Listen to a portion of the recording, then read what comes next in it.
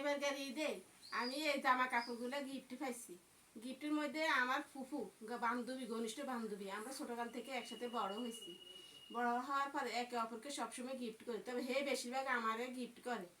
আমি ফুফু দিছে এই 3 সেট, আর ওই সেট দিছে আমার ছোট মামি। ওই সেট দিছে, ওই সেট আমি নিজেই লইছি, গজ কাপড় 70 টাকা করে গজ। আর এই সেট দিছে আমার ছোট খালা, তার সাথে সাথে টাকাও দিছে, ঈদের টাকা। ঈদ বোনাস পাইছি। ফুপু দিছে, যে বান্ধবী ফুপু, হে দিছে 1000 টাকা, বান্ধবীর বড় বড় দিছে 500 টাকা, ছোট মামি দিছে 1000 টাকা, ছোট খালা দিছে 500 টাকা। এই মোট আমি পাইছি 4000 টাকা। জামা পাইছি 6 সেট, নিজের 1 সেট, মোট 7 সেট।